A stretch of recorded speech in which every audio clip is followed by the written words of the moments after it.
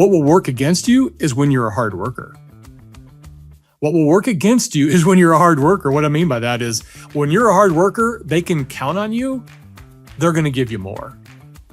Maybe not more salary, but more responsibility, more hats to wear.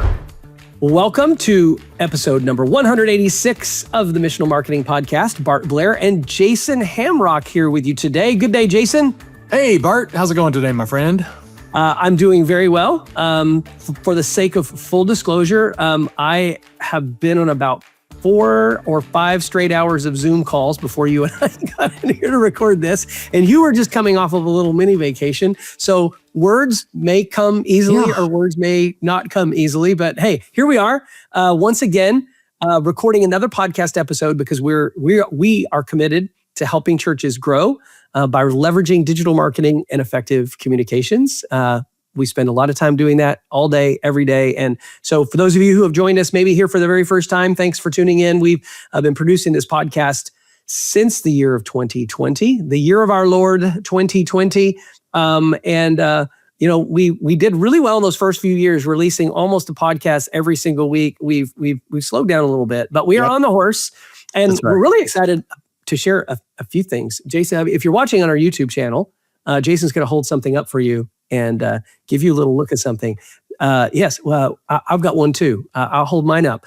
Jason and I have just published a book together called Reaching the One, a guide to digital outreach and evangelism for the local church. We have taken many of the learnings that we have acquired in working with churches, and a lot of people have taught us many things on this podcast, a lot of guests, and we have synthesized a book that we hope will help you as a church leadership team, as a communications director, whatever seat you sit in the church. We hope that it will help you reach more people for Jesus. Amen. You have anything to add there, Jason? No, I love the focus of this book, and that's really what the focus of the local church should be: is to love God and love people. And we love people in many different ways. We serve our community, we serve the needy, we serve each other. So our job is to love God, love people, and go and make disciples. Pretty easy to understand, somewhat hard to do because we kind of get lost in things, don't we, Big C Church? Yep. So we really wanted to simplify, keep the main thing. Love God, love people, and make disciples. So this book really does a good job of sort of steering you towards proven ways and methods on how you can accomplish that.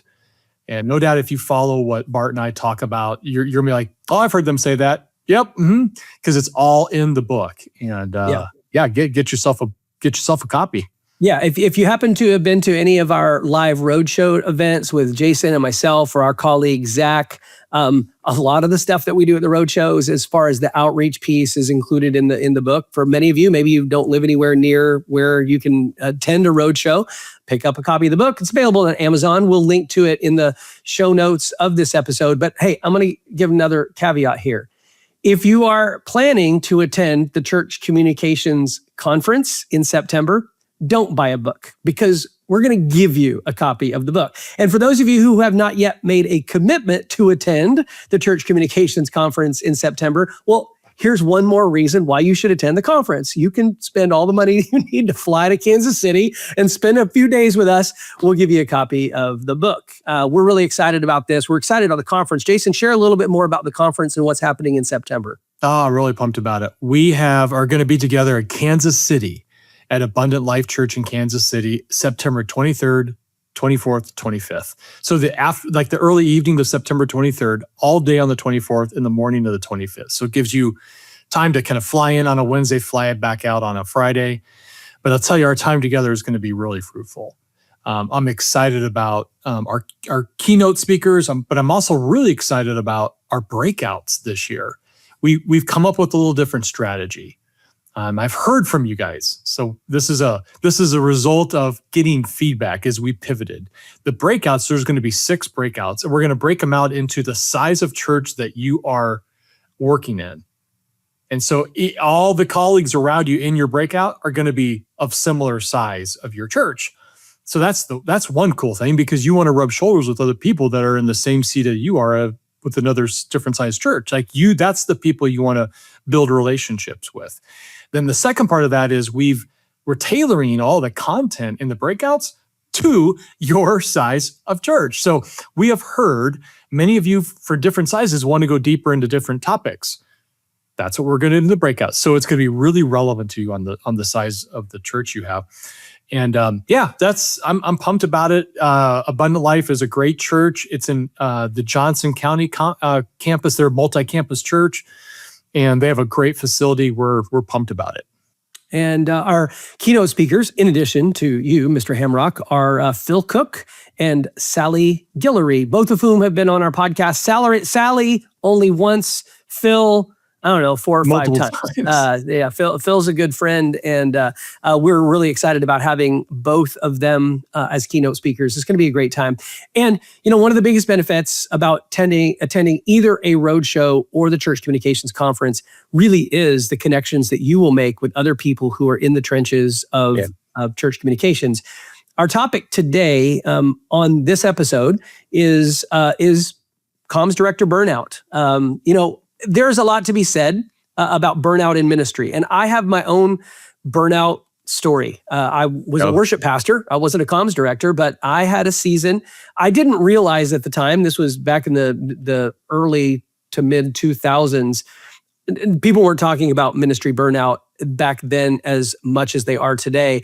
And I went through a real significant sort of mental health, I'll just call it a pit for a season. I didn't know what it was. I didn't know how to label it. It wasn't until I was actually years past it that I realized what it was.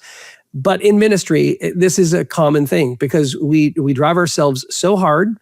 We set such high expectations for ourselves. We want to serve Jesus so well. And those of us who are involved in any kind of ministry that's related to the weekend worship services, whether that is communications or preaching or worship or what have you, there's always a Sunday coming, and you live with that pressure. You live with that intense, constant routine and rhythm and schedule. And so today, Jason and I want to talk. We're going to talk through a few things that we hope may be an encouragement to you in your communications role. Maybe that's only part of the role that you serve in your church, which is also another reason why you may experience burnout because you might be wearing 11 hats. And if you're wearing 11 hats, that can definitely. It can definitely affect you, your mental health, your emotional health, your spiritual health, your family, your performance at work, all kinds of things. We're not doctors. We're just people who've been in ministry and have gone really, really hard at it. And we want to be an advocate for those of you who are listening to this episode. So here's a key point in today's episode, and then I'm going to start asking you questions, Jason, because I've not sat in the comms director role uniquely like you have. But here's a statement that I believe is true that sort of sets the stage for what is often burnout, and that is that the communications director is often the only person in the building who sees every single deadline, every single request, and every single gap in systems and processes. Like I just had a call with a church a few minutes ago today, and the comms director in that church was telling me about some systems and things being broken in their church, and he's really the only person who sees a lot of the breakdown in a lot of their systems, right? And so you wear a lot of pressure there. So, Jason, why don't we talk a little bit about some specific things? Let's talk a little bit first about what scope creep is. You talk about this a lot.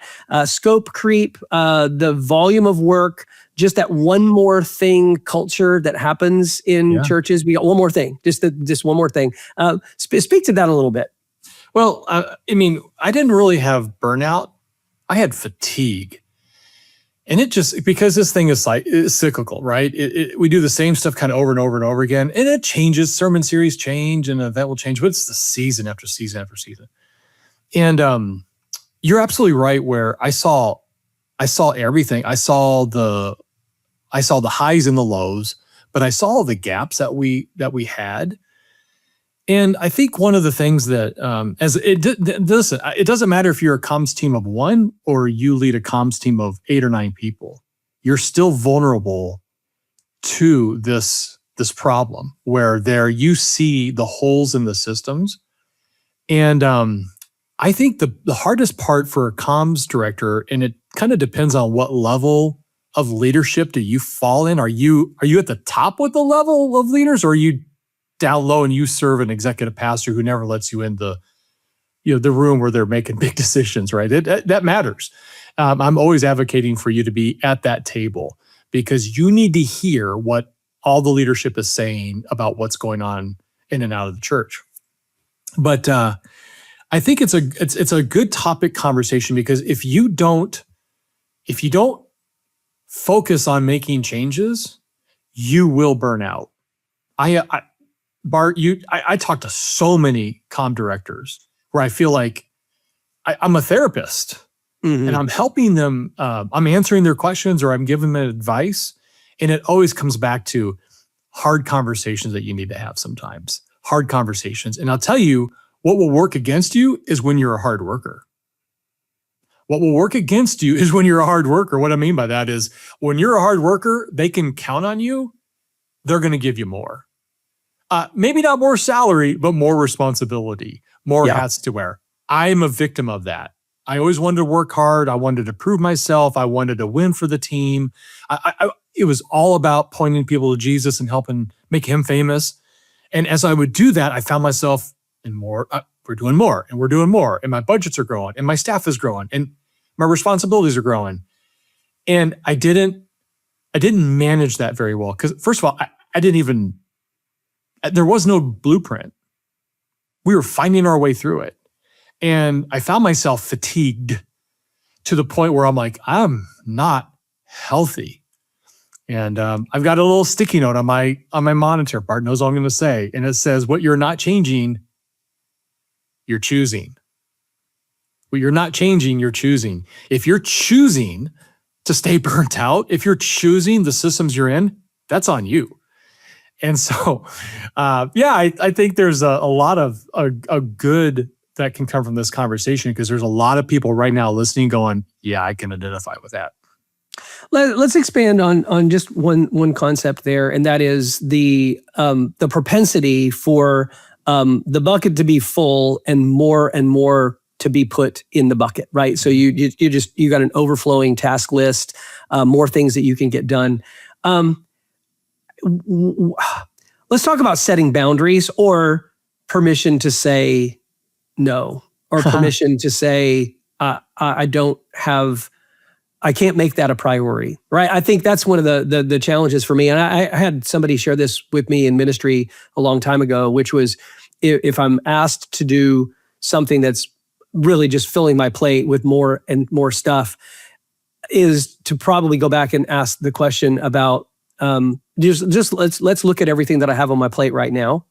And if you want me to accomplish this thing that you're now giving me, can you point at the things that I have on my list that need to move to the back burner because I can't get them all done, and I can't get them all done meeting the deadlines as well as you're expecting me, or we're all expecting those things to get done, right? I can't do it as well.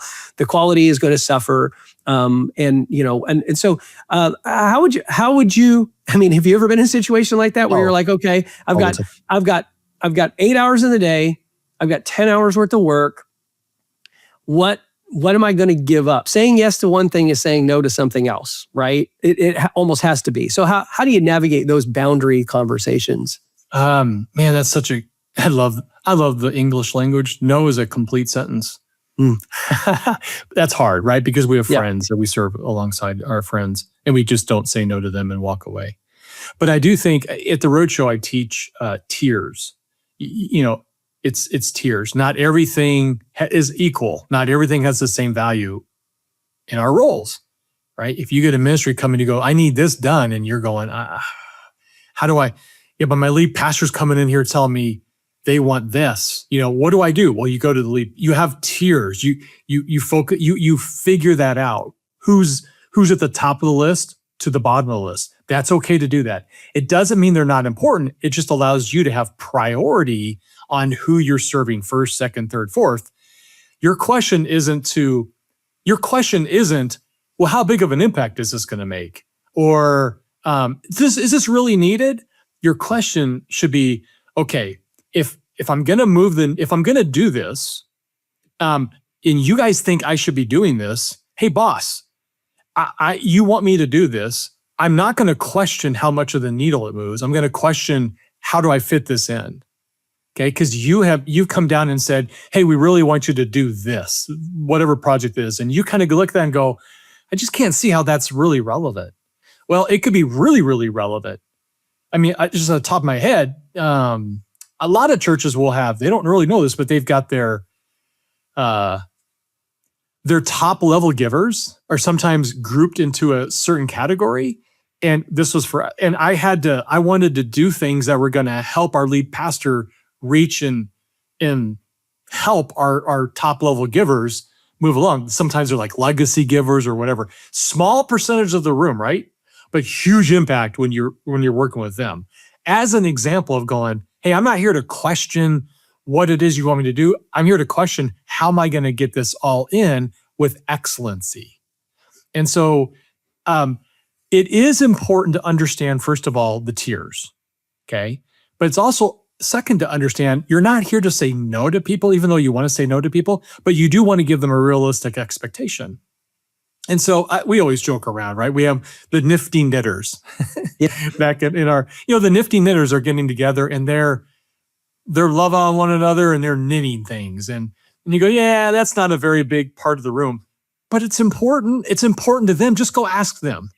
Mm-hmm. It's important to them, but it doesn't mean they get the same level as everybody else. And if you don't have the margins and you can't have that conversation with your boss to say, I need a pecking order of what I get done and how I get done. You need to help me move the puzzle pieces around because I can't fit it all in.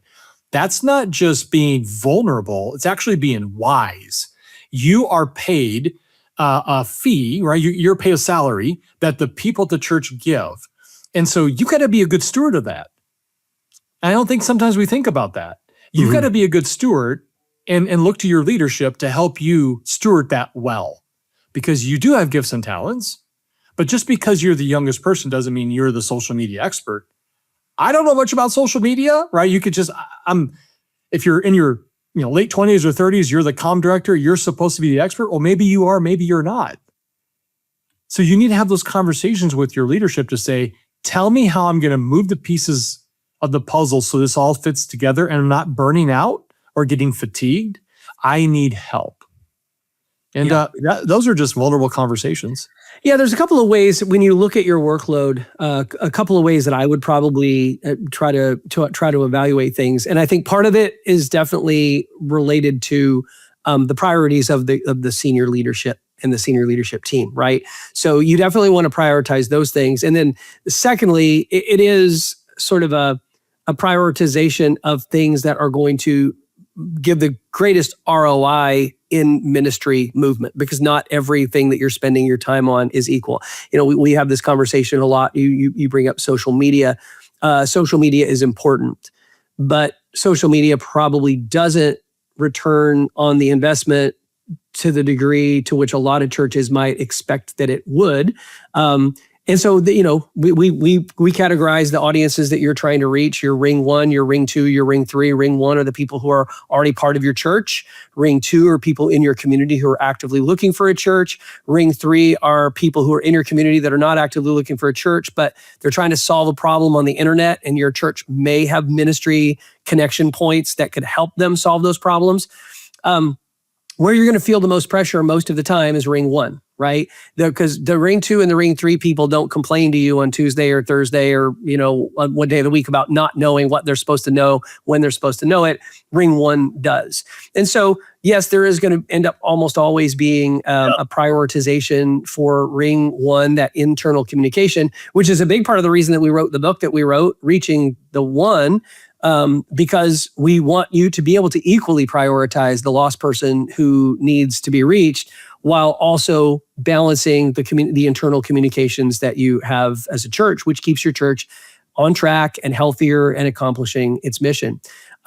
Let's talk a little bit, Jason, about just a strategy or some things that a person might do. let's say you've got a pastor or executive pastor or a creative director or somebody that you in the comms role you report to. You're having a challenge getting them to see that you need to set some sort of boundaries, that you don't have this limitless bandwidth for the workload. I don't think most pastors, most leaders are not trying to overload their staff. They're not trying to overload their team. A lot of times they simply genuinely don't understand what the work entails. They don't know when they give you this job to do exactly how much time it's going to take. And so what would you do if you were going to need to kind of report back to your leadership team on the way that you're utilizing your time? Like, how would you document things? What kinds of things would you be measuring? What kind of, feedback would you be giving to your leadership team in terms of the way that you're using your time?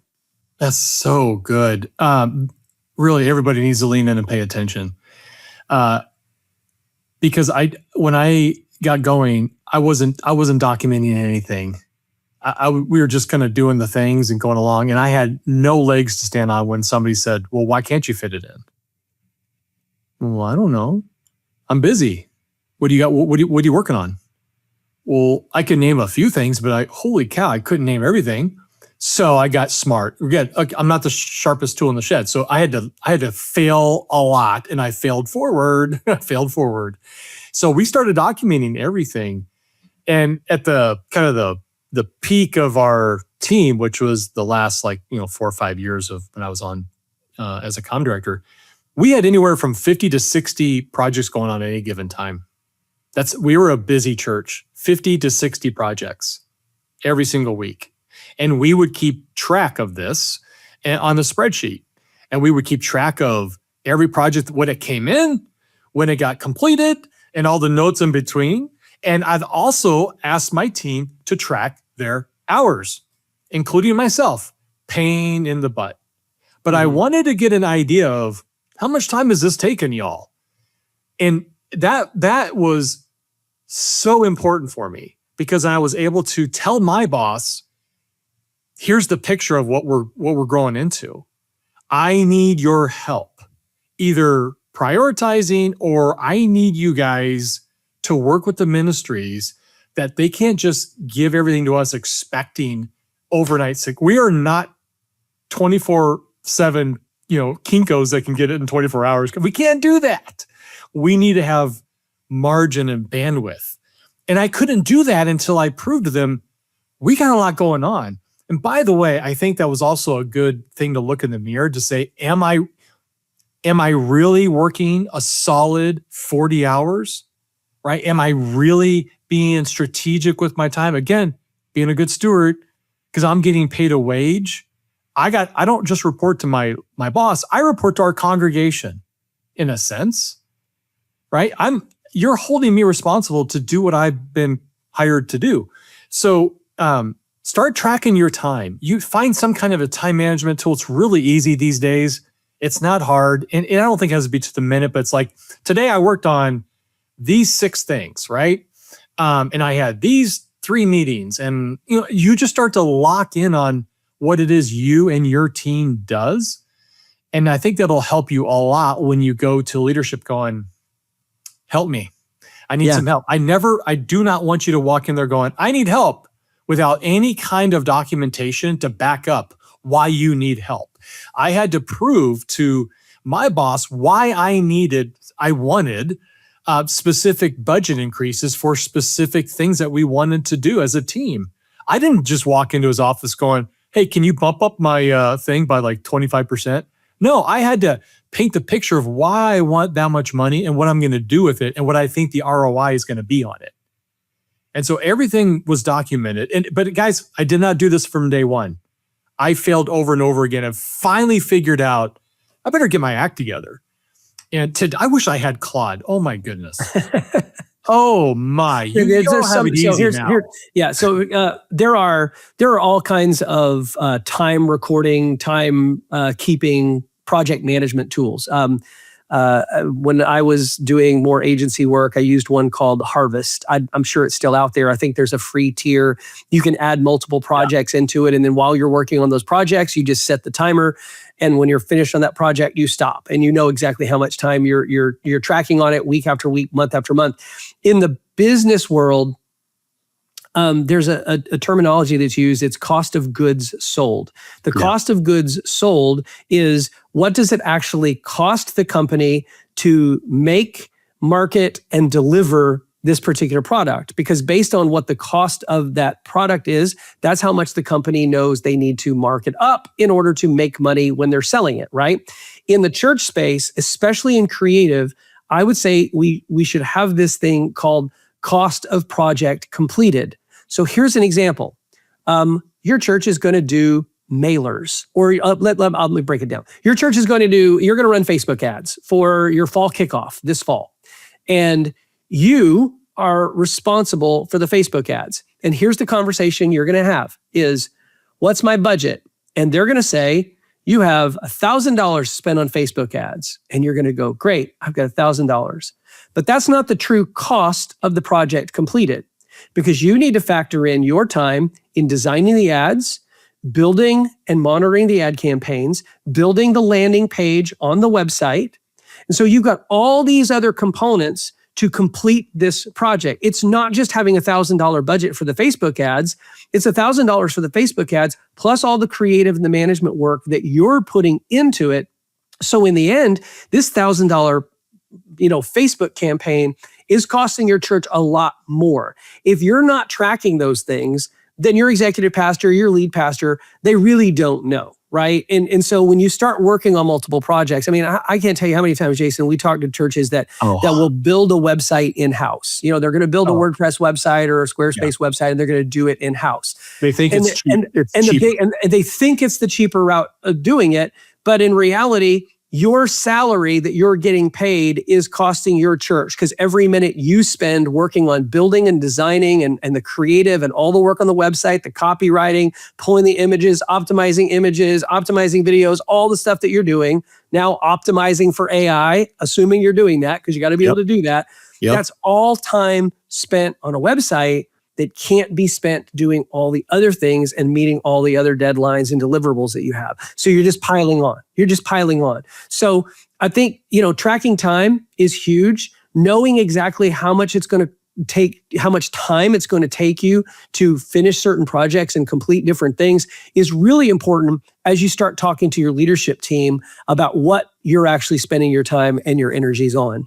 Yeah. I mean, and start with that weekly thing you do. And really like a weekly email newsletter that goes out to the congregation. Okay. Oh, that's free, Jason. No, it's not, because it took you time to have meetings. It took time to pull that together. You might have had to have the kids ministry write something up. That wasn't 0 minutes. That probably took 30 minutes. You start to realize how much time it takes to do something on a weekly basis. Now you can start to organize your thoughts on, wow, it takes us about like 6 or 7 hours, I'm making that up, to actually put together and send out a weekly email newsletter. Is that a good return on investment? And the answer might be yes. But now okay, we're going to do that every week. We know that is 10% or 15 or 20% of my time. Next. Like you do that with all your weekly projects, you start to realize, wow, there's a lot of things we probably do that don't really move the needle that much. And we call those sacred cows, and they're all over the church. They're all over the church. Jason, I had a call with a church last week. The comms director told me that they have an administrative person on their staff who 75% of her time every week is spent putting together a printed bulletin book that gets handed out at church every week. I'm looking at that. I'm thinking, okay, let's assume I'm throwing a number out here. $15 an hour for this person. I don't know, $20 an hour. I have no idea what you pay this person. I'll use easy numbers. $20 an hour is $800 a week. It's $40,000 a year. If all the church is looking at, It probably takes more other people's time to pull that together. And if all the church is looking at is the cost of printing the bulletin, not the time that the person is spending on it, that bulletin just became a very, very expensive line item for the church. But because in the church space, we tend to not look at things like we do in the business world, you don't put all those, you don't connect all those dots, and it doesn't all make sense that way. So if you really want to move, if you go, Jason, I know we can do better. I know we can go further. You've got to start with just the basics of understand what it takes to get the job done. Yeah. And lean on Claude or ChatGPT, whatever you use, to help you out with this, right? Or reach out to Bart, myself. We can have one-on-one calls with y'all, because this stuff really matters, because the only way you're going to improve and change, right, for better is to actually wrap your arms around what you currently do and help leadership understand, oh, I had no idea it took that much time. Wow, maybe we do need to rethink that. And I'll tell you, we did that at Central. We had this thing, Central this week. It was a 11 by 17 stuff on it was full of information. We ended up killing it because it took so much time and so much money and energy. And it didn't really help it's just those people that when we got rid of it, we had like a handful of people that complained. You know what? They already can find stuff anyway. So it's just wasn't worth all the effort. Let's move to sort of a concluding thought on this episode. And I certainly hope this has been helpful. I think the biggest takeaway so far has been, hey, you've got to be able to create boundaries for yourself. You've got to back up your request for boundaries with some actual data. What are you spending your time on? What's taking the most time? And then let your leadership team help you evaluate how to best leverage your time for the things that are going to be viewed by the leadership team as the most critical, the most important. They're not everything in the church is important, but not everything is of equal importance. Everything in the church is important, but not everything is urgent, right? And so we have to manage these things. But here, let's talk about this. Diagnosing the problem in terms of why things take the amount of time that they do will help you get the right solution. And I've put some bullet points down here. You and I kind of talked through these before we even started recording.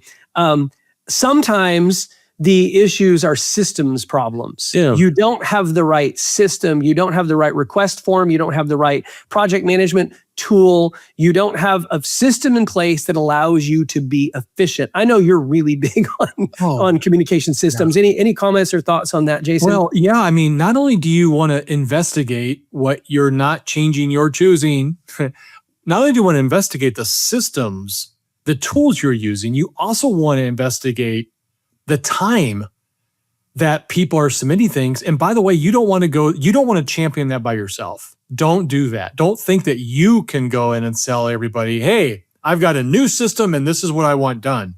You are not that important. Don't think of yourself as that. You will create enemies.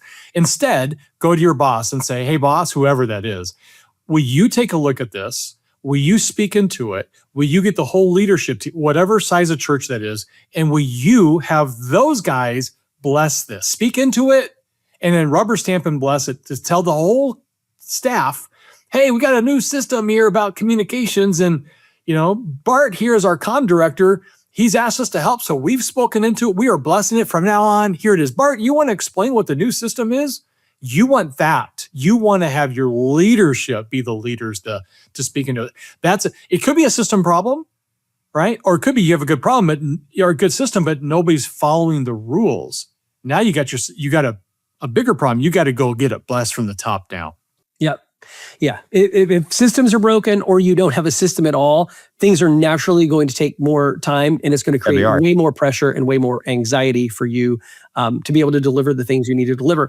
Second point that I wrote down here is that sometimes I think the problem could be that you need to develop certain skills to be better at doing certain things. And you should know this. Like, you should know, if your gifting is not in visual design and graphic design, and it's going to take you longer to do the graphic design, you got to do one of two things. You either have to take some courses or do some training and develop that skill, or you need to find someone else who can do it, whether it's in-house or out-of-house. Same thing with like website management, web development. I can't tell you, Jason, we're big advocates of WordPress websites. Yeah. There are so few comms directors in churches that are fluent in really being able to update, build, and do work in WordPress, yet that falls on their plate. Guess what? You either need to take a course, take some training, do something that helps you enhance that skill, get better at it, so that something that might take you 2 hours now can only take you 45 minutes. You can buy some of your time back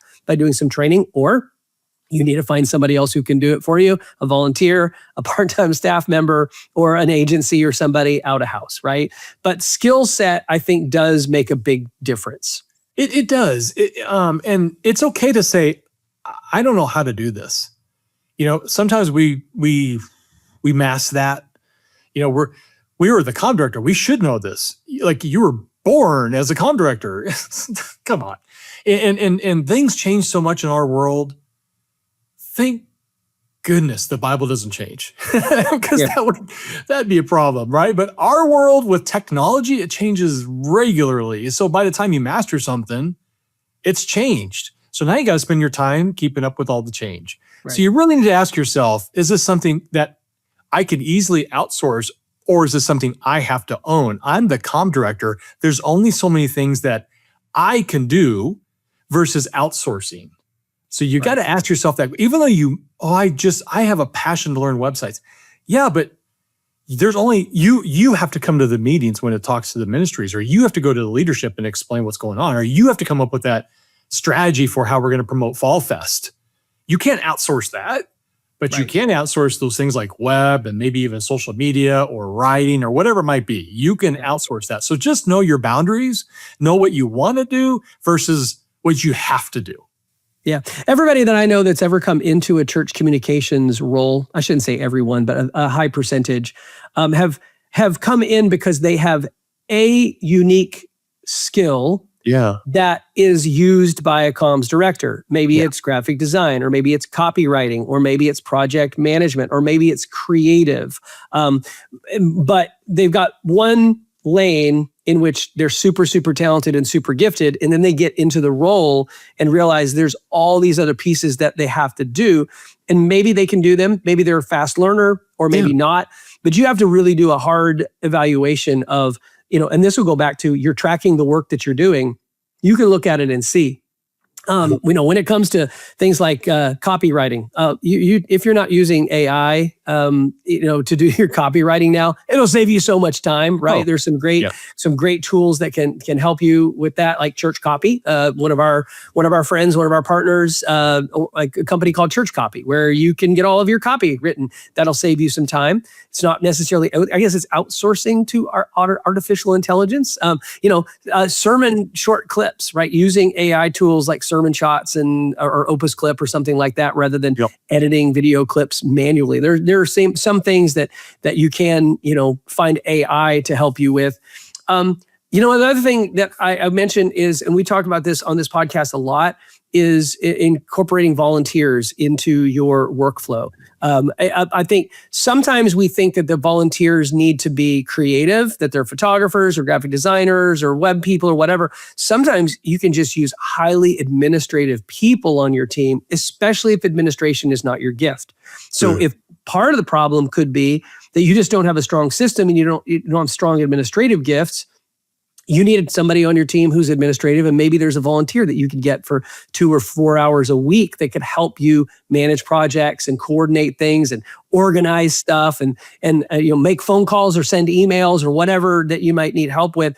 But a couple of well-trained, well-informed volunteers can actually reduce a lot of pressure from you as the comms director. And I'll tell you that is key. And don't think that, I'm going to build my ministry on volunteers. That's not smart, because this stuff is every single week that you typically have to do things. And I'll tell you, a lot of advice I give is, sometimes you get a volunteer and you find these guys are really good. You might want to turn them into a little bit of a paid person. Here's what I mean by that. I go to the church I go to. Part of my serving is Sunday afternoon, I go pick up the A-frame signs. Takes me all of 30 minutes, right? I'm not going to go to my contact at the church and say, I've been doing this because I've been doing it for over 5 years. It's about time I get paid for this, right? It's 30 minutes of my time. Not one. Sunday afternoon, not a very big deal. Okay. And I can do it anytime Sunday afternoon. But if you got a volunteer that did something every day, that's a pretty big pull on a volunteer, right? Because they've got a life and a job and family and all that kind of stuff going on. But you might find, wow, I don't want to let you go. You're so good at it. You're doing it twice a week. And instead of asking that, you might want to say, can I pivot you to just a small stipend paid position? Even if it's like, I got to get this job done because I can't do it. I don't have that giftedness. It would be too much time on, but it has to be done.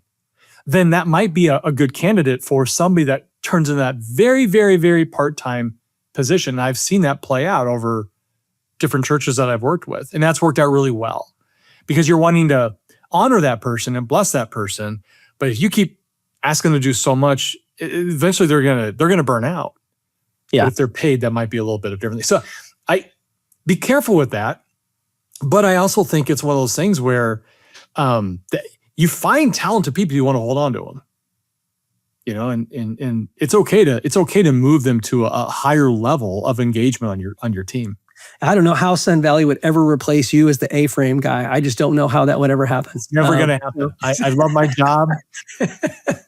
You're the A-frame picker-upper. Okay, last point here, and you kind of hit on this a little bit, which is looking to hire part-time support or hiring an agency, going out of house. I mean, obviously, shameless plug for Missional Marketing. We are an agency that a lot of churches engage with us to run ad campaigns for them or to do SEO or GEO work for them. We do a lot of coaching and consulting, sometimes short-term, temporary coaching. You and I were just talking before we started recording about a couple of different churches that are basically hiring us for some very specific short-term training. We want you to work with us on something for 3 or 4 months, and you're just going to pay a monthly fee for our time over the course of those few months so that we can help you move the ball from one end of the field to the next in one specific area. Things like that don't have to be ongoing. You just need to hire somebody that you trust, somebody that is going to add value, and somebody who has a skill set that offsets what you really can't do. And I think that's the biggest thing. I mean, I think that's where our success organizationally has been, that we can help churches identify what we can do that you could probably do, but you don't have the time to do. And so it just makes more sense for you to bring us on as a partner to work with you in doing that. And the best compliment that we ever get from any church is when they say they view us as a part of their team, just an expanded part of their team. And that's what we would want to do. And if you're going to look to hire any agency or outsource any work like that, that's what you should be doing. You shouldn't just go and hire a faceless company with no personality that doesn't know and understand the church space. You should find a partner that will really invest in your ministry, even though you're paying them to do that. You want them to love and want the success for your ministry the same way that you do. Yeah, and I think we'll land the plane with this. So we're talking about you not burning out or getting fatigued, and the question I would ask you if we had a conversation is, have you read the book, Patrick Lencioni's book, The 6 Working Geniuses? That'd be my question to you, because I'd say, what are your geniuses? What has God gifted you with that you I mean, when you do this task, I could do it all day long, forever, never, never. But when I do that task, I want to pull my hair out and just throw something against the wall. Yep. Okay. If your job is living over there where you're having this stuff where you have to throw, you just are going nuts, you're out in 6 months to a year, you'll quit. Yeah. But if you're living in your genius, you're never working a day of your life.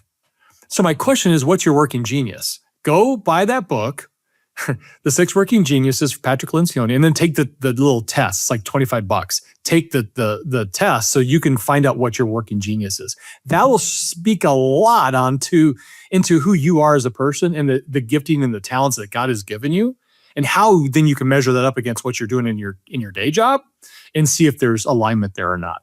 Yeah, it's a good book. We've gone through it as a team, and I've been through it with a lot of people in ministry, and it is a good tool.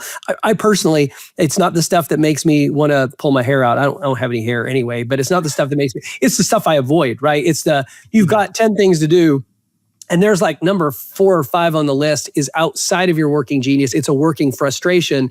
And so you just keep pushing it further and further down the list and you don't accomplish it. So Shay, there's a plug for Patrick Lencioni, who does not pay us to he probably should his books on our podcast, but we will promote our own book on our podcast. It's called Reaching the One. You should get a copy. You can go over to Amazon right now. You can just search Jason Hamrock or Bart Blair or Reaching the One, or you can check the show notes for this podcast episode, and we'll include that. But hey, if you're planning to attend our conference in September, get registered. Go over to churchcommunications.com. You'll find all the information about the conference there. We'll also include that in the show notes. And if you're going to come to the conference, don't bother buying a book, because we're going to give you one, unless you just can't wait. Unless you need to read it now and you can't wait until September, then go ahead and buy one. But it's available in paperback and in Kindle format. And Jason, thanks for hanging out with me today. This has been a long episode, but hopefully it has been helpful. I just have a real heart for all these comms directors that I know they're working so hard and want to do so much and do so well, but it can sometimes be a thankless job. So for those of you who feel like you haven't been thanked lately, thank you. And if you're listening to this podcast, thank you. Thank you for listening to our show. We're grateful that you hung out with us on another episode. If you haven't yet subscribed wherever you listen to your favorite podcasts, be sure that you do that so that you don't miss future episodes. And if you're watching on our YouTube channel, be sure to subscribe to our YouTube channel. And as they always say, all those podcast people, ring the bell so you get notified when future episodes are dropped. Thanks again. We'll see you next time.